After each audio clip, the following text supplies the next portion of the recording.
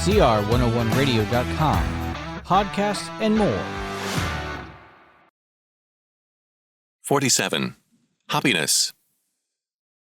Not too many years ago, a very common complaint heard by pastors and counselling distressed and disturbed people was this: I'm not needed.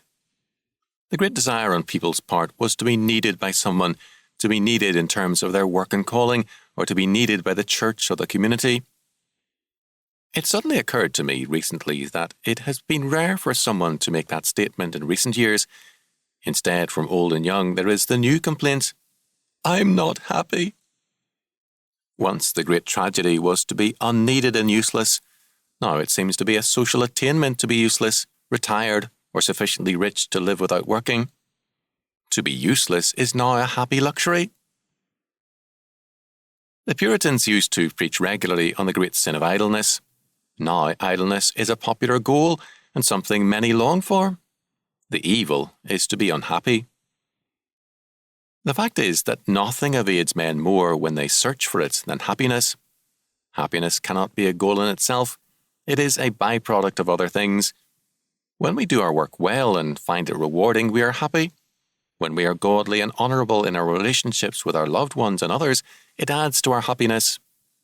Happiness is not a goal, but a payoff for work well done towards a worthy goal. The word in the Beatitudes which is translated blessed is makarios, which can be translated as either blessed or, as in Acts 26:2 and Romans 14:22, as happy. True happiness and true blessedness are very much akin. This tells us why people are so unhappy nowadays. True happiness is sought apart from God, apart from work, family, responsibility and law. The result is massive unhappiness and discontent. But as David said, quote, happy is the people whose God is the Lord. Psalm 114:15. Solomon declared, quote, whoso trusteth in the Lord, happy is he. Proverbs 16:20. I know very many people whose lives have been repeatedly marked by disaster and who were yet happy. I recall vividly a marvellous old widow whose only son was a great disappointment and who worked to support herself into her 70s. Then she went partially blind, had a stroke, could only get around in a walker, but still lived alone. She enjoyed her talking books and was a delight to visit, and her joyful faith is something to remember now that she is gone. She never complained that she was unhappy. She thanked God for a good life and for what she still had. My ears are as young as ever, she said, and I can listen to my talking books.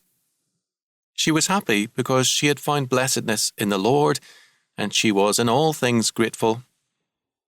What are you unhappy about?